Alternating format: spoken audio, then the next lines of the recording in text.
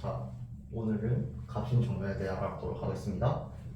자, 일단 갑신정변이 일어나는 배경에 대해 한번 봅시다. 배경. 이 당시 조선에 두 가지 세력이 이제 있었는데 온건개화파,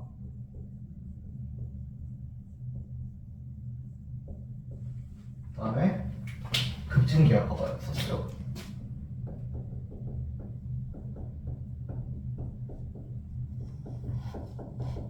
일단 둘 다 볼 수 있다시피 둘 다 개화를 해야 된다는 건 똑같았는데 이제 방식이 좀 달랐다 보죠. 일단 요 온건개화파 같은 경우에는 일단은 친청파였습니다. 친청. 그다음에 청나라의 양무운동 이제 롤모델로 삼았죠. 청나라처럼 개혁해야 된다가 이제 온건개화파였고, 급진개혁파 같은 경우에는 친일이었고요. 친일. 그 다음에 일본의 메이지 주신을 롤모델로 삼았습니다. 그래서 얘는 일본처럼 개발을 하면 된다 라고 생각을 했습니다. 그 당시에 청나라 같은 경우에는 사상은 중국이 좋고 기술은 서양의 것이 좋으니 동부서기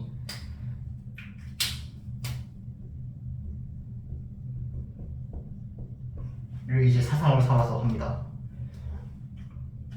일본 같은 경우에는 아예 그냥 모든 걸 다 서양식으로 하는 문명 개발론.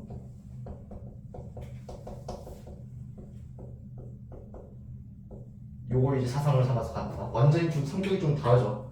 둘 다 개화를 해야 된다는 건 똑같은데 얘는 기존 걸 바탕으로 개화를 해야 된다. 아예 싹 갈아엎어야 된다. 옛날에 정도전하고 정몽주 싸우는 걸 살짝 생각나기도 하는데 어쨌든 이런 두 가지 파가 있었습니다.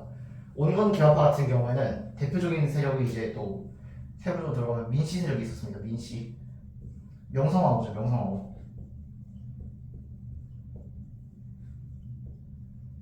왜 민씨 세력이 있었는데 얘네가 왜 친청이냐면은 이모군란 때 명성황후가 청나라의 도움을 받아가지고 이제 겨우 살아남을 수가 있었어요. 그래서 명성황후는 청나라 짱! 라고 생각을 해서 친청파가 됐고요. 그다음에 여기다가 이제 플러스로 온건개화파, 온건개화를 생각하는 이제 신하들이 여기 붙습니다. 그래서 이렇게 합쳐진 게 이제 온건개화파고요. 특히 이 민씨 중에서는 이제 대표적으로 봐야 되는 사람 민영익이라는 사람이 있었는데 이 사람 같은 경우는 이제 보빙사로 이제 전권 대신으로 맡아서 갈 만큼 굉장히 유능했던 사람이었어요. 그리고 이제 가계를 좀 볼 필요가 있는데 명성황후하고 어떤 사이냐면은 그 당시에 이제 민치록이라는 사람이 있는데 그 사람의 그 사람의 딸이 명성황후예요. 그다음에 또 친척 중에서 민치구라는 사람이 있었는데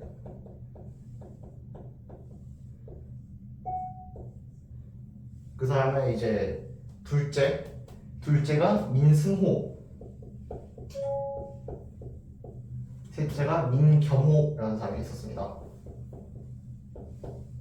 근데 첫째가 이제 딸인데 민씨 부인이에요. 이 사람의 남편이 흥선대원군이에요. 유명한. 이러다 보니까 흥선대원군이 명성황후를 이제 중준의 자리에 앉힌 것도 있었겠죠. 그 다음에 근데 이 민승호라는 사람이 여기 양자로 들어갑니다. 양자. 그래서 명성황후의 양 오빠가 된 거죠. 그 다음에 보시면 호자 돌림인데 민태호라는 사람이 또 있었습니다. 사촌 중에서. 이 사람의 아들이 민영익이에요.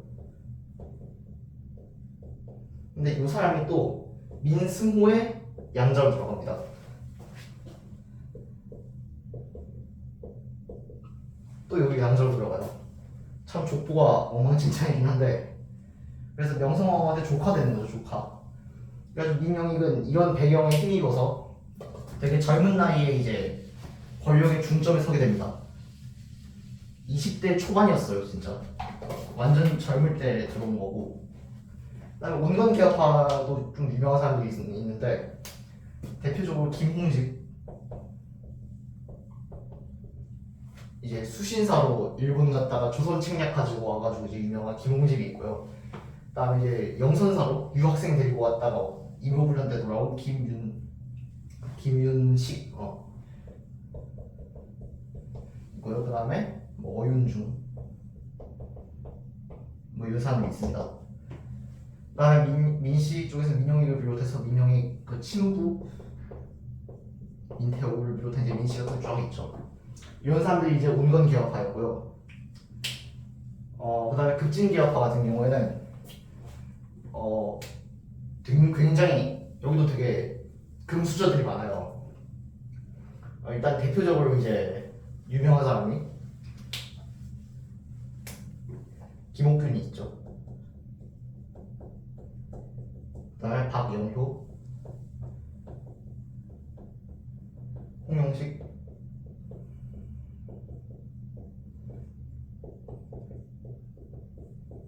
서광범, 서재필 이렇게 있습니다. 이 사람들 원래 다 다이아몬드 수저들이에요. 김옥균 같은 경우에는 안동 김씨거든요. 안동 김씨. 박영효 같은 경우는 철종의 사위예요. 철종의 사위.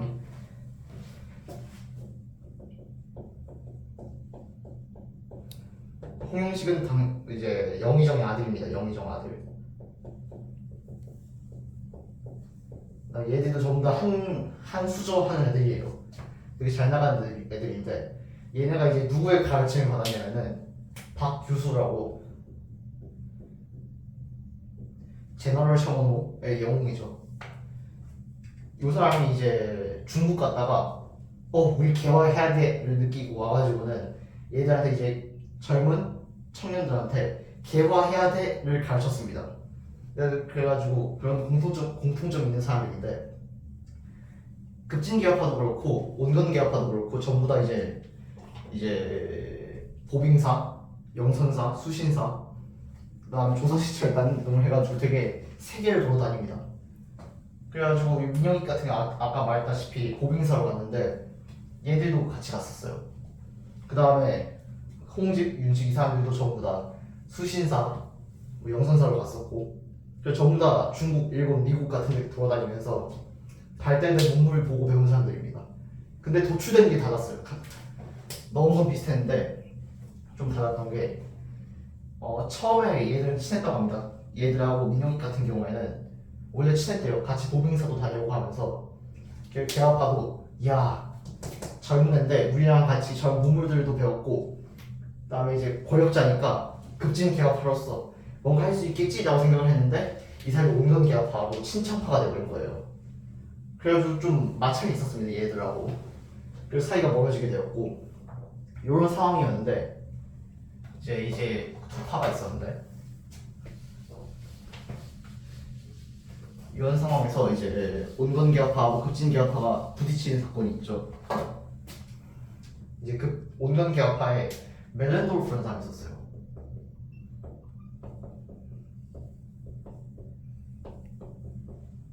독일인이거든요. 근데 이 청나라에서 이제 조선의 재정 담당으로 이제 보냅니다. 청나라에서 야 너 가서 조선 가서 일해 하고 청나라에서 심은 사람이에요. 친청파죠. 그 다음에 이제 김옥균 급진개혁파 김옥균이 있는데 고종이 이제 개혁을 하려고 보니까 돈이 필요한 거야. 돈이 없어. 그리고 얘들 불러가지고 돈이 없어 어떻게 하면 좋을까를 물어보는데 멜렌도르프는 이제 당오전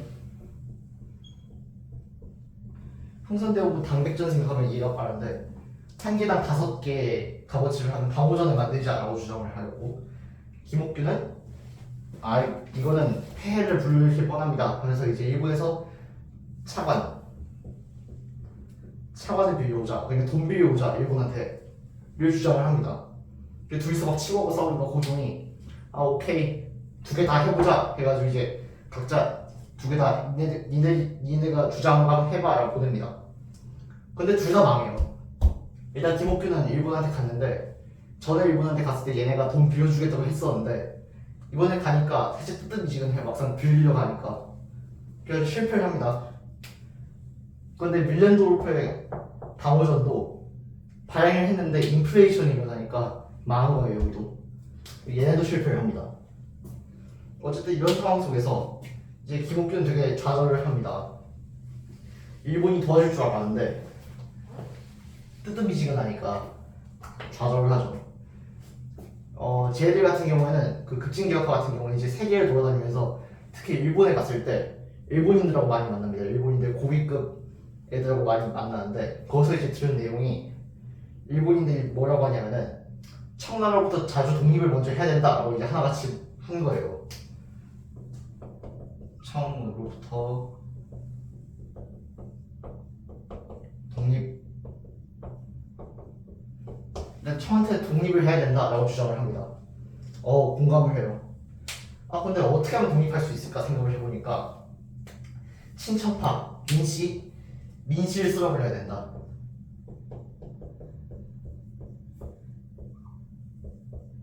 민씨를 없애야 돼요 라고 생각을 이제 자동적으로 하게 되죠. 근데 민씨 얘들 너무 센데 우리의 힘으로 민씨를 없앨 수가 없어. 어떻게 하면 좋을까? 라고 얘기를 했을 때 일본이 그럼 우리가 도와줄게. 우리는 조선의 독립을 원해. 조선이 독립하게 우리가 도와줄게 라고 일본인들이 얘기를 합니다. 김옥균은 그걸 믿어요. 그래서 일본이 도우면 되겠구나 라고 이제 결론이 내려집니다. 이게 이제 급진개혁파의 이제 생각이에요. 청을 몰아내야 돼. 근데 민씨를 먼저 몰아내야지 그게 가능해. 그러면은 일본이 도와주면 되겠네. 이게 생각이 된 거예요. 그런데 일본이 도와줘야 되는데 차관을 안 빌려주니까 당혹스러운 거예요. 얘는. 근데 이때 청나라의 상황이 좀 바뀝니다. 이때 당시에 이제 청나라 분이 3,000명이 이제 조선에 들어와 있었는데, 근데 이 중에서 절반이 1,500명이 빠져나가 버립니다. 이유가 그 당시에 청나라가 이제 청푸 전쟁,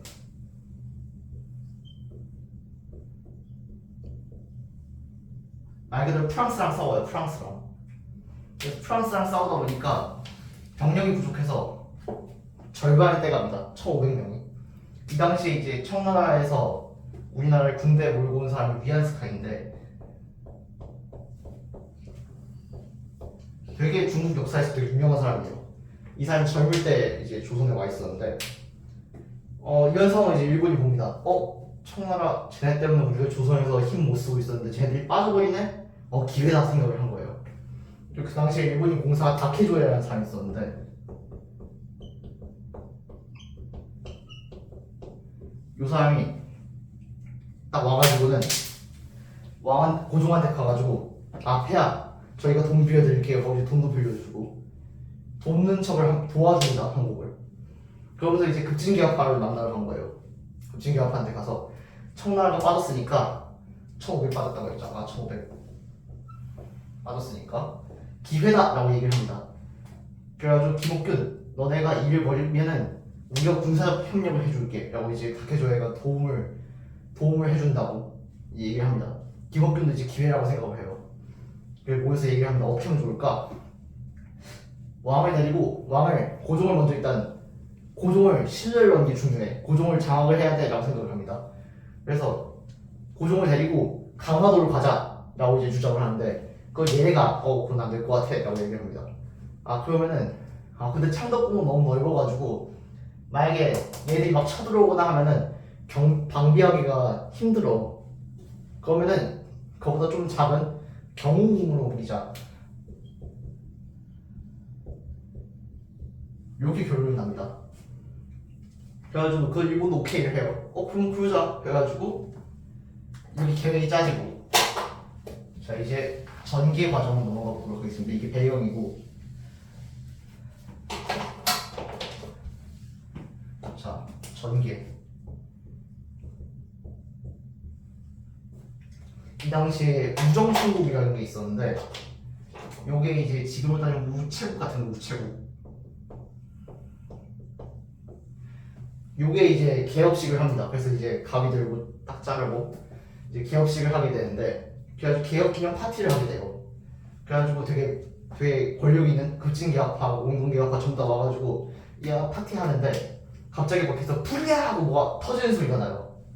깜짝 놀라죠. 어이 뭔 일이야 하고 이제 아까 나왔던 그 민영이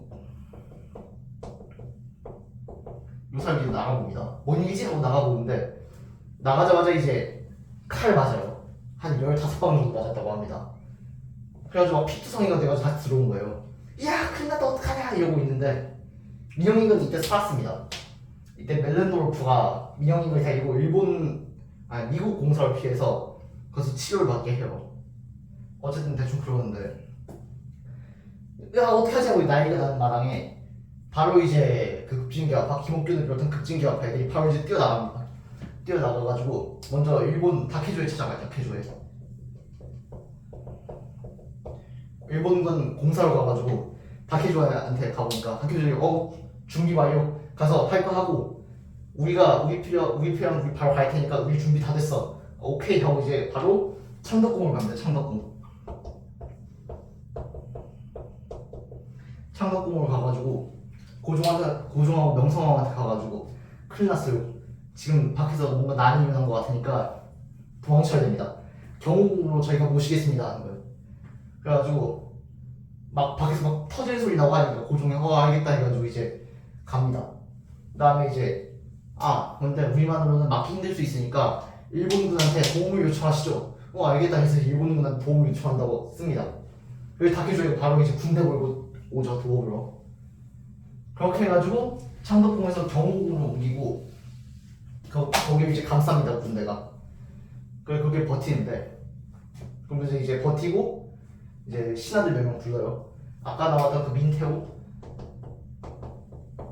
민태호를 비롯한 이제 운건기업파 인사들, 민씨 인사들을 전부 다 불러가지고 전부 다 죽입니다.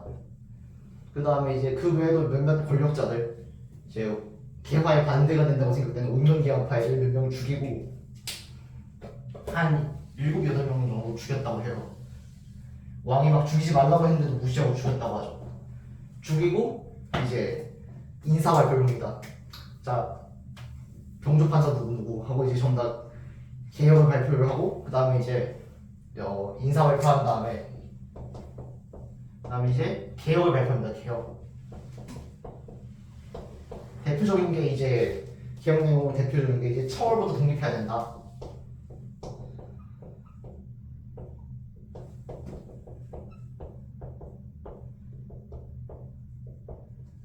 그 다음에 두 번째가 이제 문벌 폐지. 그 다음에 백성의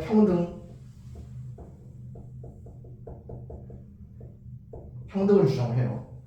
그 다음에 내각제도.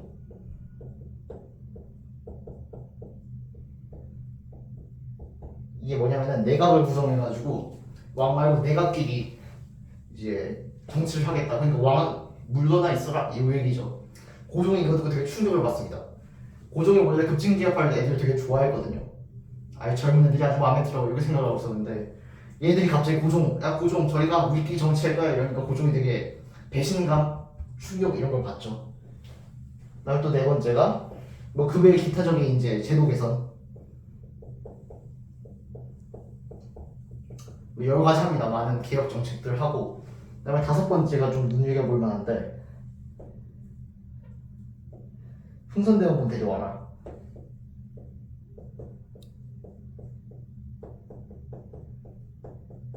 이때 당시 흥선대원군이 청나라에 잡혀 있었는데 흥선대원군을 이제 청나라에 잡아두면은 청나라가 인질로 써먹을 수가 있으니까 안돼 흥선대원군 돌아와 라고 이제 주장을 한 겁니다. 어쨌든 이런 개혁 정책들 발표를 하고 그 당시에서 봤을 때는 진짜 엄청난 거죠. 야 신하들끼리 정치를 한다고? 평등하다고? 말도 안 돼. 이제 되게 파격적인 개혁을 단행을 합니다. 이런 상황에서 이제 3일차가 돼요.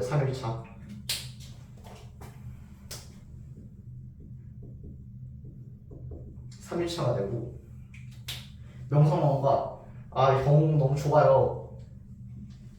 창덕궁으로 갑시다 라고 이제 김옥균한테 얘기를 합니다.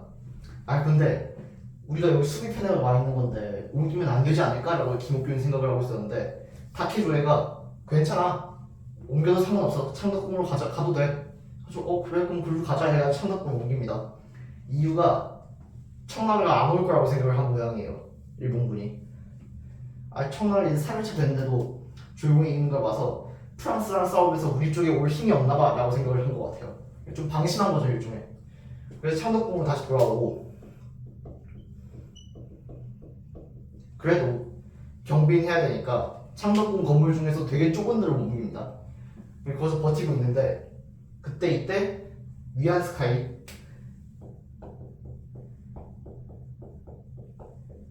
이제 창문을 이끌고 쳐들어옵니다. 창덕궁을 쳐들어와요. 이야 역정들 잡아라고 쳐들어옵니다. 김옥균하고 다케조에가 쳐들어 군사모라 싸우거든요. 근데 수가 여기 훨씬 더 많다 보니까 생각보다 애들이 훨씬 잘 싸우는 거예요. 그래서 다케조에가 깜짝 놀랍니다. 이건 예상하고 다른데 생각보다 청나라가 되게 열심히 싸우네 싶어가지고 다케조에가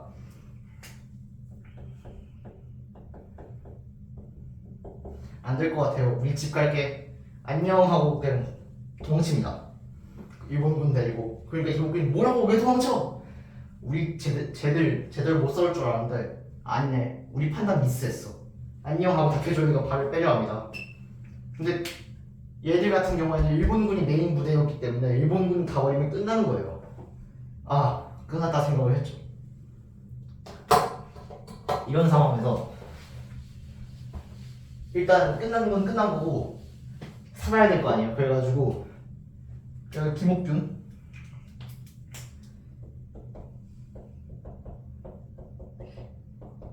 박영효 서재필 서광범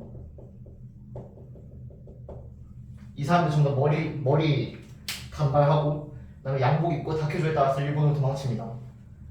그런데 남았던 사람도 있었어요. 홍용식 그다음에 이 박영효의 형인 박영교라는 사람이 우리는 끝까지 남겠소 해가지고 남습니다. 근데 남았다가 이제 고종 옆에 있다가 결국은 반란군이 야 쟤네 역적이다 하고 잡아 죽여버립니다. 순식간에 저항도 못하고 그 자리에서 막 즉사합니다. 다 죽어버리고 이 둘은. 그렇게 해가지고 이제 갑신정변이 마무리가 되죠. 이게 진압이 됩니다. 청나라가. 전기를 알아봤으니까 갑신정변의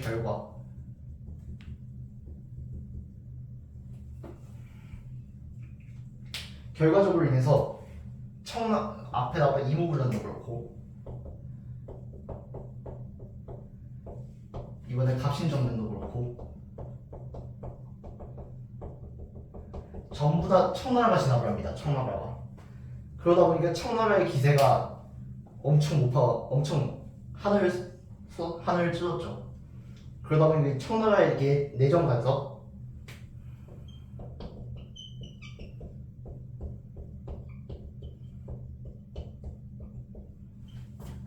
내정 간섭이 심해집니다. 그런 결과를 불러일으켰고 그 다음에 이제 김옥균, 박영효 이런 사람들 가족들 전부 자살을 하거나 반역죄로 처형을 당합니다.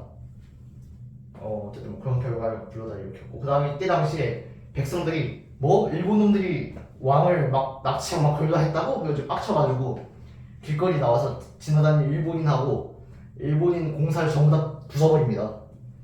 그게 난리가 난 거예요. 일본인들이 야 쟤네 조선에 있는 우리 백성이 죽었대 하고 이제 일본 측도 난리가 나가지고 조약을 맺습니다. 와가지고 그 맺은 게 이제 한성조약이라는 건데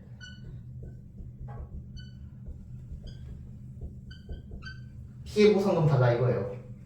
우리나라가 이렇게 당했으니까 넌 피해보상금 내놔 하는 이제 한성조약 맺은 게 이렇게 결과였고 그 다음에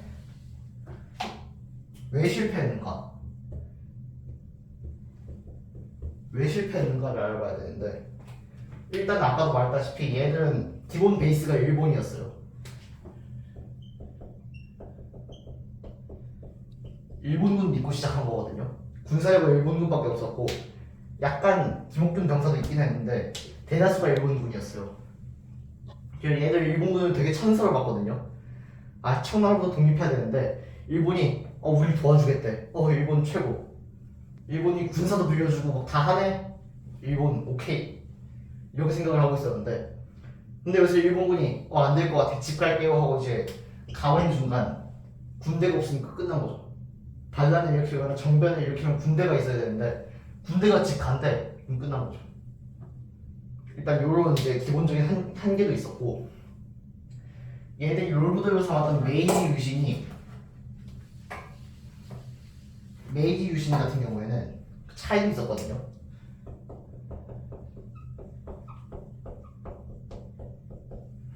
메이지 유신 같은 경우에는 기본 바탕이 사람들도 개화해야 돼 라는 인식이 있었고 그 다음에 반대파를 밀어낼 힘도 있었어요. 자체적으로 일본 같은 경우에는.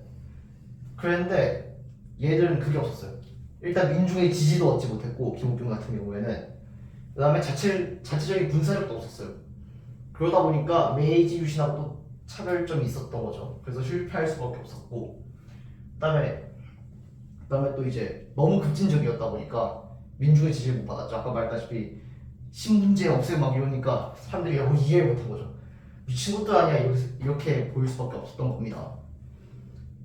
그리고 만약에 성공을 했다 하더라도 일본이 성공을 했다 칩시다. 성공을 했어. 완전 이제 개혁을 했는데 그럼 결과적으로 얘들 돈도 일본한테 빌려오고 군대도 일본한테 빌려오고 점점 이제 일본화가 돼가는 거죠. 일본의 생각은 원래 그거였어요. 조선을 도울 생각 같은 건 없었고 이제 일종의 일본의 조선 먹기 과정의 하나였던 겁니다. 그걸 김옥균은 몰랐어요. 어쨌든 이런 실패 원인들이 있고요. 다음에 이제 마지막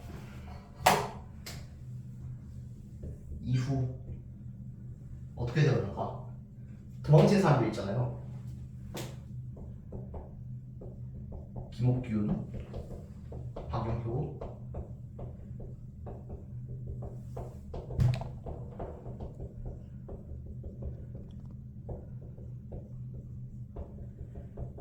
얘들은 전부 다 일본으로 도망치는데요. 얘들 도망친 걸로 끝이 아니라 되게 한 가닥씩 합니다. 뭔가 역사적으로 이름을 남겨요. 김옥균 같은 전부 다 일본으로 도망쳤는데 김옥균 같은 경우에는 거기서 되게 조선의 개화를 위해 노력하는데 조선에서 자기는 역적이고 자꾸 자객도 왔거든요. 죽이려고. 그러다 보니까 되게 거의 유배 생활이었어요. 김옥균은.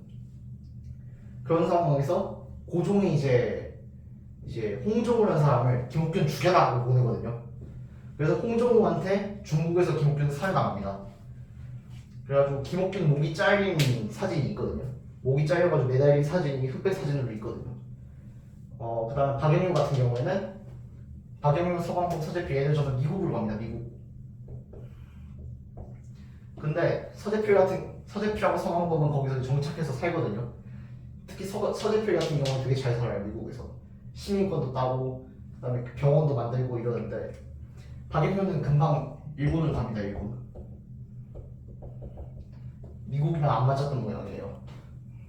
그래서 일본으로 가가지고 여기 있다가 나중에 고종이 박영효 너 와서 뭐 좀 해야겠다 하고 이제 고종이 불러요. 그래서 그때 서광범이랑 같이 조선으로 가가지고 뭔가 또 합니다. 이제 정치적 일을 하고 그것까지 가면 너무 길어지니까. 거기서 되게 권력의 중점에 선 적도 있었어요. 그 다음에 서광범도 이때 박영효랑 같이 조선으로 갔었고 서재필 같은 경우에는 미국에서 잘 살다가 나중에 또 고종이 불러요. 서재필은 가가지고 거기서 독립협회라는 걸 만들고 되게 이 사람도 뭔가 유명한 일을 합니다. 어쨌든 이렇게 해서 이제 간 사람들도 뭔가 일을 했었다 이런 걸 알 수 있고요. 네, 여기까지 갑신정변에 대한 것 같습니다.